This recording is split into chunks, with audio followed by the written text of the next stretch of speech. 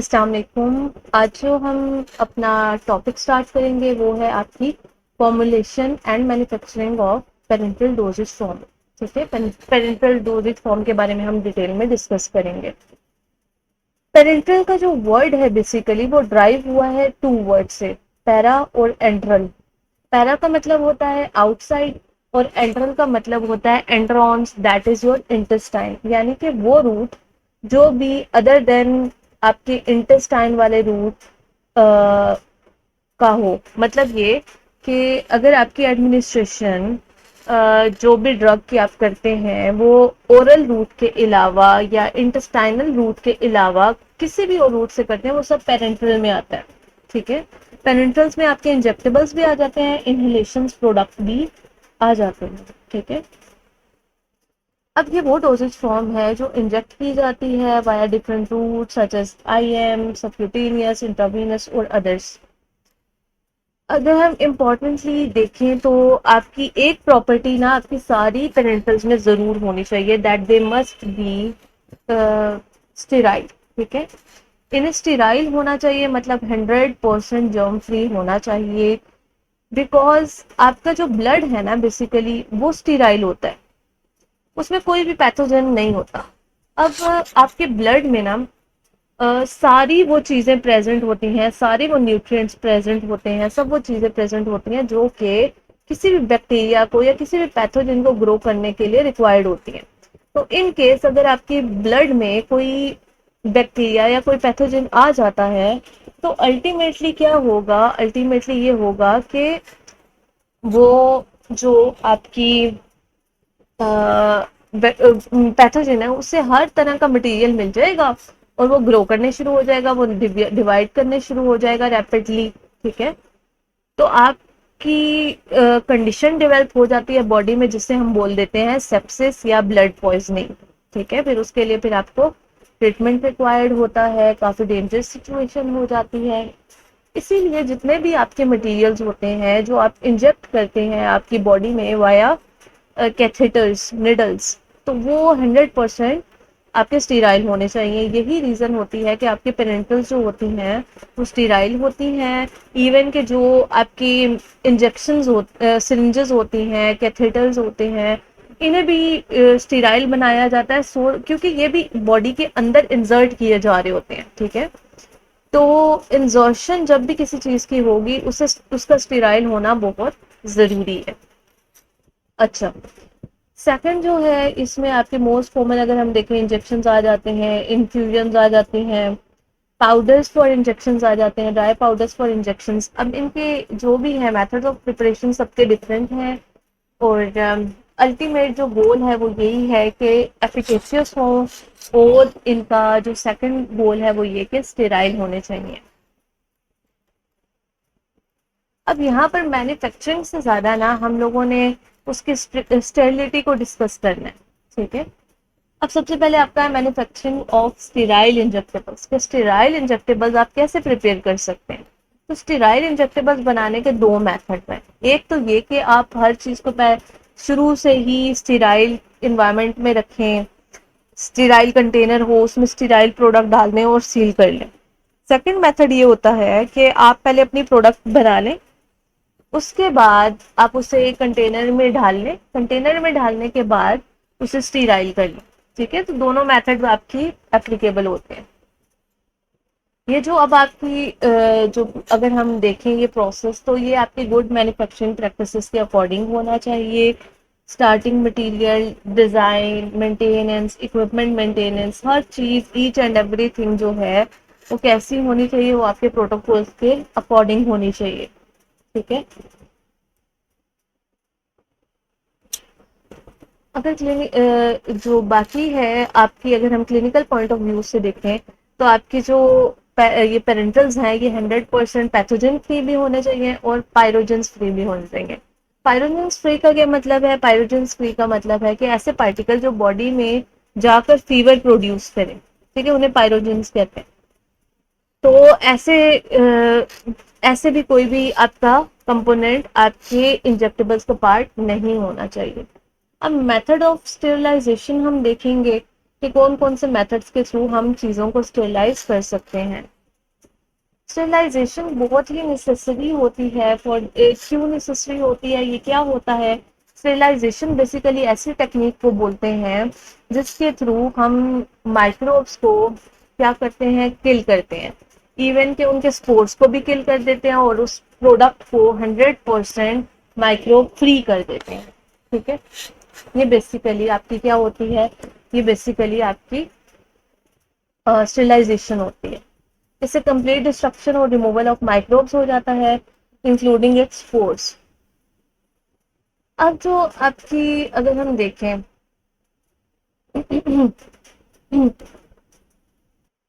अब जो आप ना स्टेरिलाइजेशन का प्रोसेस कर रहे हैं उसकी एफिकेसी आपकी प्रोडक्ट पे डिपेंड करती है। आपकी कितना परसेंट आपकी वो मटेरियल कंटेमिनेटेड है उस पर डिपेंड करती है। फिर ये कंडीशन किस कंडीशन में है, फाइनल प्रोडक्ट आपकी आपको क्या चाहिए। ठीक है, तो ये सारे जो फैक्टर्स हैं ये इंपॉर्टेंट रोल प्ले करते हैं। अब हम मेथड्स देख लेते हैं कि कौन कौन से मेथड्स हैं जिन्हें यूज करके आप चीज़ों अपनी जो ये फार्मास्यूटिकल्स हैं इनको क्या कर सकते हैं, स्टेरिलाइज कर सकते हैं। तो इनमें सबसे पहले heating in autoclave. Autoclave basically एक प्रेशराइज्ड कंटेनर होता है जस्ट लाइक प्रेशर कुकर, जिसमें स्टीम जनरेट की जाती है और उसकी स्टीम की हेल्प से आपकी चीज़ों को या मटेरियल को ऑटोक्लेव किया जाता है। इसे स्टीम स्टेरिलाइजेशन भी बोलते हैं। फिर आ जाती है dry heat sterilisation. Dry heat sterilisation में हम ना वेव्स यूज करते हैं। ठीक है, ड्राई हीट यूज करते हैं, जैसे आपके ओवन्स आ जाते हैं। ठीक है, हॉट एयर ओवन्स वगैरह, उनमें उनमें जो हम करते हैं मटेरियल को अपना एक स्पेसिफिक टाइम लिमिट के लिए, टाइम ड्यूरेशन के लिए रख देते हैं और वो आपके स्टेरिलाइज हो जाते हैं। फिर फिल्ट्रेशन है। फिल्ट्रेशन में हम डिफरेंट फिल्टर पेपर्स यूज करते हैं, डिफरेंट टाइप ऑफ, वो डिफरेंट मटेरियल से भी फिल्टर्स बने होते हैं। कुछ इसमें लिक्विड्स के लिए यूज होते हैं, कुछ इसमें जो है आपके हैपा फिल्टर्स वगैरह भी आ जाते हैं जो एयर को फिल्टर करने के लिए यूज होते हैं। ठीक है, फिर गैस स्टेरिलाइजेशन आ जाती है, गैस की मदद से जो हम स्टेरिलाइजेशन करते हैं। फिर रेडिएशन के थ्रू भी हम स्टेरिलाइजेशन कर सकते हैं। ये वो चीज़ें हैं जो ऑलरेडी आपने अपनी जो माइक्रो थी उसमें काफ़ी डिटेल में ना डिस्कस की थी। ठीक है, अभी हमने इसका सिर्फ जनरल ओवरव्यू ही लिया है कि क्या प्रोसेस होते हैं। अब जो मेथड आप चूज करेंगे ना वो डिपेंड करता है आपके प्रोडक्ट के टाइप पे, मटेरियल पे, उसका नेचर कैसा है, इन सब बातों पे। ठीक है, कि वो मेथड होना चाहिए जो प्रोडक्ट को डिग्रेड ना करे। तो ये आपका छोटा सा टॉपिक था पेरेंटल से रिलेटेड। इसके बाद जो हमने देखने हैं, इसके बाद हम पढ़ेंगे एक्सीपियंट्स को, जो कि आपकी इन्हीं जो फार्मास्यूटिकल्स अभी हमने डिस्कस किए हैं उनमें भी यूज किए जाते हैं। ठीक है, तो डिफरेंट एक्सीपियंट्स जिन्हें हम एडिटिव्स भी बोलते हैं, जिनमें हमारे पास preservatives, antioxidants, solubilizers, suspending agent, buffering agent, stabilizers, ये सब आ जाते हैं। तो ये इन सबको ना थोड़ा सा हम डिस्कस करेंगे। अब ना हमने पहले भी ये चीज डिस्कस की थी कि आपकी बेसिकली जो ड्रग होती है उसे एक फाइनल फॉर्म में कन्वर्ट करने के लिए, ऐसी फॉर्म जिसके थ्रू वो बॉडी में एडमिनिस्टर करवाई जा सके, हमें कुछ कंपोनेंट्स की रिक्वायरमेंट होती है जो उसको केमिकल रिएक्शन से बचाएं, जो उसे सेफ रखें, माइक्रोबियल कंटेमिनेशन से बचाएं, उसे डोजेज फॉर्म में कन्वर्ट करने में हेल्प आउट करें। उन सब इंग्रेडिएंट्स को हम एडिटिव्स बोल देते हैं। ठीक है, या एक्सिपिएंट्स बोल देते हैं। ये आपकी हर तरह की डोजेज फॉर्म जो भी आप बना रहे हैं उसमें इम्पॉर्टेंट रोल प्ले करते हैं। अब जैसे अगर हम सॉल्यूशंस की बात करें तो सॉल्यूशंस में आपके पास एक से ज़्यादा सॉल्वेंट भी हो सकते हैं। फिर उसके बाद इसमें फ्लेवर्स होते हैं, फ्लेवरिंग एजेंट्स होते हैं, स्वीटनेस वगैरह होते हैं। ठीक है, ये सारे आपके क्या आते हैं, ये एडिटिव्स भी होते हैं। उसके अलावा preservatives, preservative basically microbial contamination को प्रिवेंट करते हैं। फिर आपके एंटीऑक्सीडेंट आ जाते हैं जो ऑक्सीडेशन को प्रिवेंट करते हैं। चिलेटिंग एजेंट्स आ जाते हैं जो चिलेशन को रोकते हैं। चिलेशन बेसिकली ऐसा होता है कि जिसमें ना आपके मेटालिक आयन ना कॉम्प्लेक्स मॉलिक्यूल्स बना लेते हैं। ठीक है, उसको प्रिवेंट करना, डिकम्पोजिशन को प्रिवेंट करना। फिर ल्यूब्रिकेंट्स यूज करते हैं हम टैबलेट्स वगैरह में, जो कि उन्हें मशीन के साथ बाइंडिंग से रोकते हैं। फिर डिसइंटीग्रेंट्स यूज करते हैं, जैसे मैंने आपको टैबलेट्स में बताया था कि डिसइंटीग्रेंट्स का काम ये है कि बॉडी के अंदर टैबलेट को ब्रेक डाउन करना, ठीक है, सो दैट वो रिलीज एपीआई को रिलीज करे और अपनी एब्जॉर्ब हो, ठीक है, और अपना थेरेप्यूटिक इफेक्ट प्रोड्यूस करे, ठीक है। उसी तरह कोटिंग जो है डिफरेंट टाइप्स की होती है। कुछ स्टेबिलिटी के लिए कोटिंग की जाती है, कुछ जो है फिल्म कोटिंग जैसे कि स्वॉलोइंग को ईज करने के लिए की जाती है, कुछ कोटिंग जो है अपीयरेंस को इनहेंस करने के लिए की जाती है, कुछ आपके डिसइंटीग्रेशन टाइम को कंट्रोल करने के लिए की जाती हैं, ठीक है। तो डिफरेंट टाइप्स ऑफ कोटिंग आ जाते हैं। फिर अब जैसे ऑइंटमेंट, क्रीम्स, पॉजिटिव्स हैं, इनके बिल्कुल डिफरेंट हम बेसिस और डिफरेंट केमिकल्स यूज करते हैं, क्योंकि इनका बिल्कुल टेक्सचर और नेचर बिल्कुल डिफरेंट होता है, ठीक है। तो बेस्ड करता है आपकी डोजेज फॉर्म कैसी है, उसके अकॉर्डिंग हम उसमें different types of excipient use करते हैं। लेकिन कुछ जो होते हैं हमारे जनरल एडिटिव्स या एक्सिपिएंट्स होते हैं जो कि मोस्टली हर फॉर्मुलेशन में यूज किए जाते हैं, जिनमें से कुछ हम यहाँ पर डिस्कस करेंगे। जैसे आपके प्रिजर्वेटिव्स आ जाते हैं। प्रिजर्वेटिव्स बेसिकली ना आपके नेचुरल कंपाउंड्स भी हो सकते हैं, सिंथेटिक भी हो सकते हैं। ये ऐसे सब्सटेंस होते हैं जो कि आपकी प्रोडक्ट को माइक्रोबियल ग्रोथ, आपकी प्रोडक्ट में माइक्रोबियल ग्रोथ को रोकते हैं, ठीक है, कि उसमें कोई पैथोजन ग्रो ना कर जाए, क्योंकि अगर पैथोजन ग्रो करेगा तो वो उस प्रोडक्ट को खराब कर देगा। अगर खराब कर देगा तो वो ऑब्वियस सी बात है कि वो अपना रिजल्ट नहीं देगी, असर नहीं करेगी, ठीक है। ये सिंथेटिक भी हो सकते हैं, नेचुरल भी हो सकते हैं। Pharmaceutical industry, food, paint, biological samples, woods, इन सब में प्रिजर्वेटिव्स यूज किए जाते हैं। या आपकी जो प्रोडक्ट की डिग्रेडेशन होती है और रिस्क ऑफ इन्फेक्शन होता है और अनडिजायरेबल केमिकल चेंजेस हैं, उन सबको ये रोकते हैं, ठीक है। अगर कॉमन एग्जांपल इनमें देखें तो बेंजोइक एसिड है, sodium benzoate, quaternary ammonium salts, ये सारे आपके एग्जांपल्स आ जाती हैं प्रिजर्वेटिव्स। नेक्स्ट पे आपके आ जाते हैं एंटीऑक्सीडेंट्स। एंटीऑक्सीडेंट्स कौन से कंपाउंड्स होते हैं? ये वो कंपाउंड्स होते हैं जो बेसिकली ऑक्सीडेशन को प्रिवेंट करते हैं।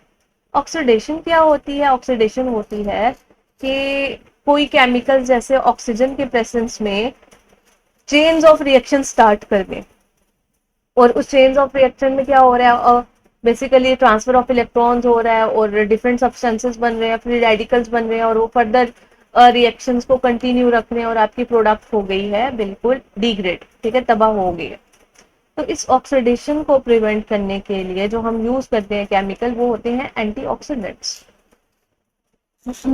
ठीक है। एंटीऑक्सीडेंट क्या करते हैं? एंटीऑक्सीडेंट्स खुद को यूज करवाते हैं, मतलब ये जो इन्वायरमेंटल ऑक्सीजन होगा उसके साथ खुद रिएक्ट कर लेंगे और आपकी जो प्रोडक्ट है उसे रिएक्ट होने से बचाएंगे, ठीक है। तो ये खुद की एक तरह से खुद का सेक्रीफाइस करते हैं और आपको क्या करते हैं, वो मटेरियल को प्रोटेक्ट करते हैं।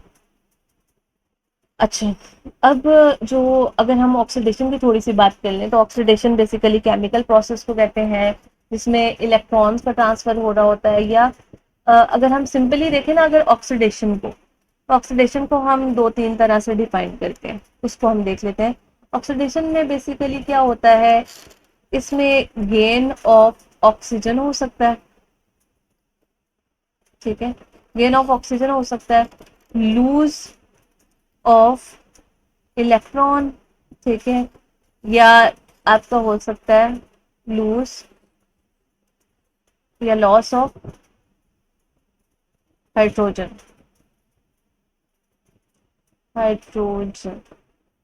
तो ये बेसिकली इस तरह से हम ऑक्सीडेशन को डिफाइन करते हैं। तो ये बेसिकली फिर इसके रिजल्ट में आपके पास फ्री रेडिकल वगैरह प्रोड्यूस हो जाते हैं। फ्री रेडिकल्स जो हैं क्या करते हैं, एंटर कर जाते हैं बॉडी में, और फिर उसमें बहुत आपकी बॉडी को भी हार्म करते हैं, इवन कि आपकी जो प्रोडक्ट्स वगैरह होती हैं उन्हें भी डिग्रेड कर सकते हैं। उसके अलावा अगर देखें तो जो आपके फ्री रेडिकल के सोर्स हैं वो सिगरेट है, टॉक्सिन्स है, सनलाइट है, पेस्टिसाइड्स हैं, ये ये सारी आपकी बॉडी को डैमेज करती हैं, सेल डेथ करती हैं, इवन के कैंसर कॉजेज भी होती है, क्योंकि डीएनए म्यूटेशन वगैरह भी ये कॉज करती हैं। अब एंटीऑक्सीडेंट क्या करते हैं, इसी ऑक्सीडेशन को प्रिवेंट करते हैं और इसे अपनी जो प्रोडक्ट है उसे फिनिश फॉर्म में ही रखते हैं। अच्छा, तो इसमें अगर कॉमन एग्जांपल हम देखें तो ascorbic acid, sodium ascorbate, sodium bisulphate, ये सारी इसकी कॉमन एग्जांपल्स में आ जाते हैं। फिर आपके सॉल्युबलाइजर्स आ जाते हैं। सॉल्युबलाइजर्स क्या करेंगे, सॉल्युबलाइजर्स बेसिकली ये यूज होते हैं सॉल्युबलाइजेशन के लिए, फिर ड्रग को सॉल्युबल करने के लिए यूज किए जाते हैं, इंजेक्टेबल्स को सॉल्युबल करने के लिए यूज किए जाते हैं।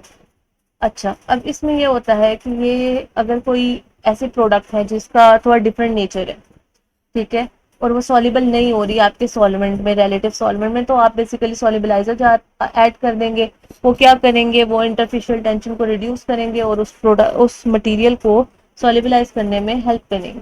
ठीक है, बेसिकली ये यूज किस लिए किए जाते हैं, इंप्रूव करने के लिए solubilization of hydrophobic substances. Hydrophobic substances कौन से होते हैं, जो आपके वाटर हीटिंग होते हैं, ठीक है, यानी कि लिपिडिक नेचर के प्रोडक्ट जो वाटर इनसॉल्युबल होती हैं उनको सॉल्युबलाइज करने के लिए सॉल्युबलाइजर बेसिकली यूज किए जाते हैं। और इसके रिजल्ट में आपकी जो बायो अवेलेबिलिटी होती है वो इंक्रीज हो जाती है। बायो अवेलेबिलिटी का मतलब होता है कि कितनी अमाउंट ऑफ ड्रग अवेलेबल है आपके ब्लड में, ठीक है, जो कि आगे फर्दर डिस्ट्रीब्यूट की जाएगी या जो अपना एक्शन परफॉर्म करेगी। अच्छा, उसके अलावा अगर देखें तो ये आपकी जो सस्पेंशंस हैं, जेल्स हैं, कोलाइड्स हैं, उनको भी स्टेबलाइज करने के लिए यूज किए जाते हैं।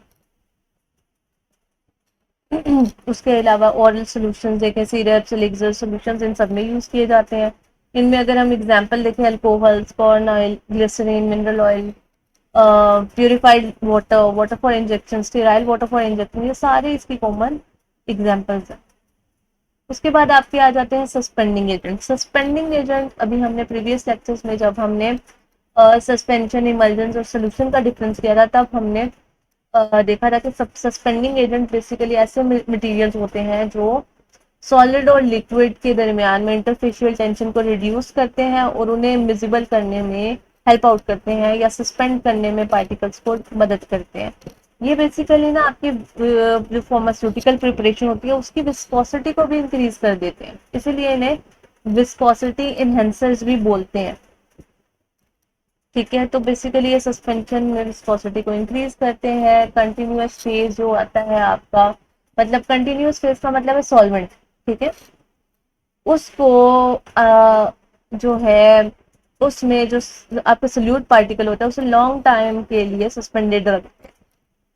अब जो बेसिक अगर हम देखें सस्पेंडिंग एजेंट, तो वो टू फंक्शन आपकी परफॉर्म करते हैं। ठीक है, एक विस्कोसिटी को इनहेंस करते हैं, दूसरा पार्टिकल को सस्पेंड करते हैं। सस्पेंड कैसे करेंगे, अब इसकी देख लेते हैं कि ये फिल्म बेसिकली पार्टिकल के अराउंड बना लेते हैं और इंटरफेशियल पार्टिकल जो डिक्रीज कर देते हैं इंटर पार्टिकल अट्रैक्शन को। इस चीज को हम जरा ना देख लेते हैं। अच्छा, जैसे आपके पास ना अभी यहाँ पर एक पार्टिकल है, ये लेट से कि ये आपका हाइड्रोफोबिक पार्टिकल है और साइड स्पेस की क्या है, ये वाटर है। ठीक है, इन दोनों के दरमियान में कोई इंटरेक्शन नहीं है। अब ये जो आपकी सस्पेंडिंग एजेंट है, इसका ये होता है कि एक साइड से ना ये कनेक्ट कर सकता है आपकी हाइड्रोफोबिक एजेंट के साथ, और एक साइड से इसकी एबिलिटी होती है कि ये कनेक्ट कर सकता है आपके हाइड्रोफिलिक पोर्शन के साथ। ठीक है, इसमें ये दोनों के साथ ना लिंक कर सकता है, क्योंकि इसके पास हाइड्रोफिलिक पोर्शन भी होता है और हाइड्रोफोबिक पोर्शन भी होता है। तो ये ना उनके अराउंड एक लेयर से बना लेता है। ठीक है, और एक साइड से एक को कनेक्ट कर लिया, दूसरे साइड से दूसरे को कनेक्ट कर लिया, और इन दिस वे ये पार्टिकल्स को एक दूसरे के साथ कनेक्टेड रखने में और इंटर पार्टिकुलर जो आप कह सकते हैं फोर्स होती है उसको रिड्यूस करने में हेल्प आउट करते हैं।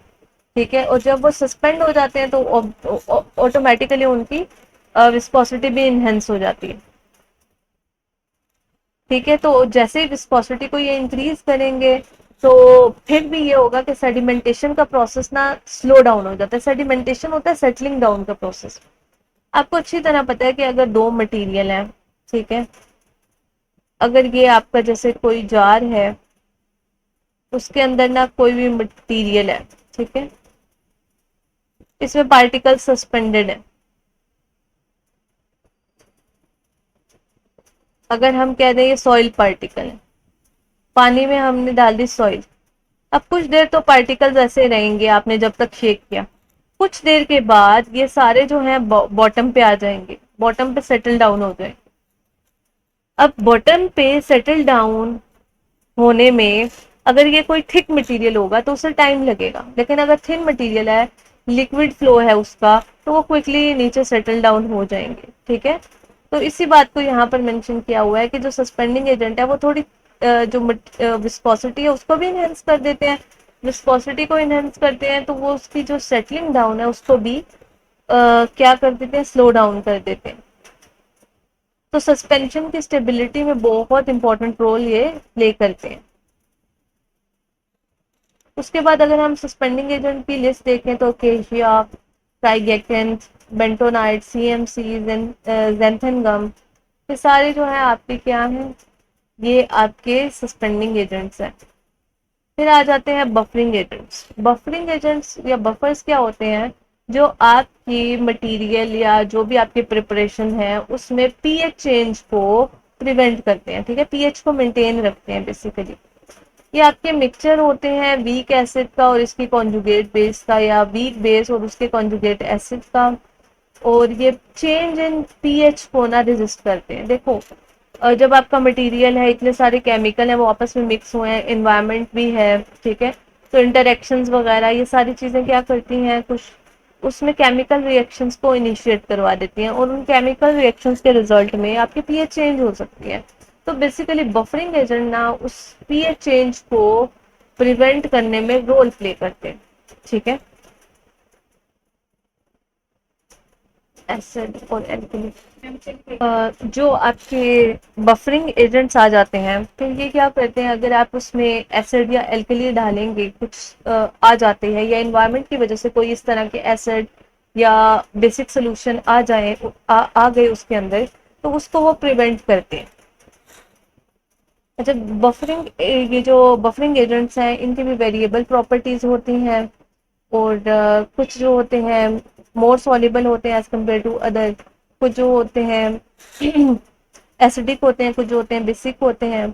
अब इनकी अगर हम एग्जांपल्स देखें तो पोटेशियम फॉस्फेट है, सोडियम एसिटेट है, सोडियम सिट्रेट है, एनहाइड्रस और डीहाइड्रेट एसिटिक एसिड आ जाते हैं। ठीक है, ये सारे आपके बफर्स की एग्जांपल है। एप्लीकेशन इसकी बहुत सारी एप्लीकेशंस हैं, बहुत सारी जगहों पे ये यूज किए जाते हैं। फार्मास्यूटिकल इंडस्ट्री में बहुत यूज किए जाते हैं, ऑप्थेल्मिक प्रिपरेशंस में, फर्मेंटेशन के प्रोसेस में। ठीक है, आपकी ये जो केमिकल एनालिसिस होता है उसमें कैलिब्रेशन वगैरह के लिए, ठीक है, कैलिब्रेशन ऑफ पीएच मीटर, इन सब के लिए भी यूज किए जाते हैं। जो बायोलॉजिकल सैंपल्स होते हैं रिसर्च में यूज होते हैं, वो भी आपके जो है बफर्स के ही बने होते हैं। ठीक है, बफर उसमें एडेड होते हैं, ठीक है, सो दैट उसमें पीएच चेंज ना हो। फिर आपके स्टेबलाइजर्स आ जाते हैं। स्टेबलाइजर्स में क्या करना है, आपकी केमिकल रिएक्शंस को प्रिवेंट करना है, स्टेबल रखना है आपकी प्रोडक्ट को। ये ना बेसिकली आपके जो रिएक्शंस होते हैं ना बिटवीन द केमिकल्स, उनको प्रिवेंट करते हैं। अगर हम देखें तो आपके जो एक्सीपियंट्स हैं वो भी केमिकल एजेंट्स हैं, उनकी भी डिफरेंट प्रॉपर्टीज हैं, तो वो आपस में रिएक्ट ना कर लें। ठीक है, अगर हम इसकी अगर सिंपल वे में देखें तो जैसे सस्पेंडिंग एजेंट है वो सेडिमेंटेशन को प्रिवेंट करते हैं, प्रिजर्वेटिव हैं वो माइक्रोबियल स्पॉइलेज को प्रिवेंट करते हैं, बफर जो हैं वो आपके पीएच को चेंज होने से प्रिवेंट करते हैं, उसे उसी ऑप्टिमल पीएच पे रखते हैं। ठीक है, तो उसी तरह से जो स्टेबलाइजर्स हैं वो प्रोडक्ट की स्टेबिलिटी को एनहेंस करने में रोल प्ले करते हैं। ठीक है, ये हमारे कुछ एक्सिपिएंट्स थे जिन्हें हमने डिस्कस किया।